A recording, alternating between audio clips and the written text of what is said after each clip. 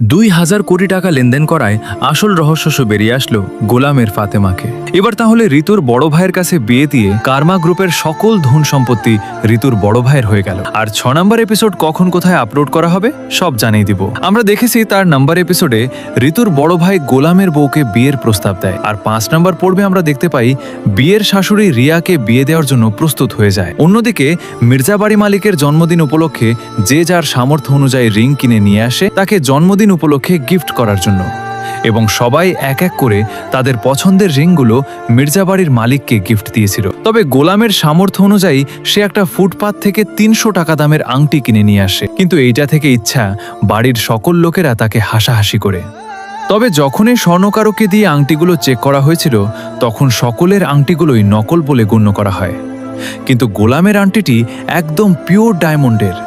এটা দেখে মির্জাবাড়ির সকল মানুষ অবাক হয়ে যায় যে আসলে যার পকেটে 10 টাকা থাকে না সে আবার কেমনে এত দামি আংটি পাইল।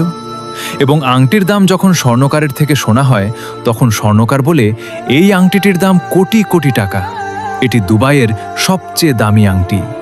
তখন সবাই গোলামকে জিজ্ঞেস করে, তুমি এই আংটিটি কোথা থেকে কিনেছ? গোলাম বলে, এই আংটিটি আমি ফুটপাত থেকে কিনেছিলাম। তবে গোলাম নিজেও জানে না তার কাছে যে আংটি বিক্রি করেছে তাকে সেই ফেরিওয়ালা ভালো করে চিনত। তারপর অন্যদিকে দেখতে পাই ঋতুর বড় ভাই গোলামের স্ত্রীকে বিয়ে করার জন্য নিয়ে যায়, কিন্তু ফাতেমার ছোট্ট মেয়েকে দেখে কাজী বিয়ে পড়াতে চায় না। অনেক চেষ্টার পর কাজী তাদের বিয়ে পড়াতে রাজি হয়, কিন্তু বিয়ে করার আগে গোলামের মা গোলামকে ফোন করে বলে, গোলাম, আমি তোর স্ত্রীকে নতুন করে বিয়ে দিয়ে দিচ্ছি, এতে তুই অনুমতি দিবি? গোলাম বলে হ্যাঁ দিলুম। এরপর বিয়া সম্পন্ন হয়, এবং বিয়া সম্পন্ন হলে যে তোর বড় ভাই ফাতিমাকে নিয়ে তার বাড়িতে চলে আসে, এইটা দেখে গোলাম অবাক হয়ে যায়। আসলে আপনারা আমার এখানে এসেছেন তখন? ঋতুর বড় ভাই বলে, আমি তাকে বিয়ে করে নিয়ে এসেছি, সে তোমাকে আর বিরক্ত করবে না। কিন্তু এই বিয়া কেউ মেনে নেয় না। পরে যখন ঋতুর বড় ভাই তার মাকে ভালোভাবে বুঝিয়ে বলে এর নামে কোটি কোটি টাকা সম্পদ আছে, তখন সবাই মেনে নেয়। তবে এইখানে নাটকের 5 নম্বর পর্বের শেষে এমন একটি ঘটনা ঘটে, সেইটা শুনলে আপনি অবাক হবেন। ফাতেমার মেয়ে ছুটে গোলামের কাছে চলে যায় এবং বাবা বলে ডাক দেয়।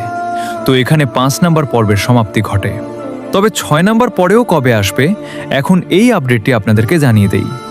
6 নম্বর পর্বটি 11 তারিখ রোজ বৃহস্পতিবার প্র্যাঙ্কিং এন্টারটেনমেন্ট বিডি ইউটিউব চ্যানেলে আপলোড করা হবে। তো দেখা হচ্ছে ওই ভিডিওতে। ততক্ষণ সকলে ভালো থেকো, সুস্থ থেকো, আল্লাহ হাফেজ।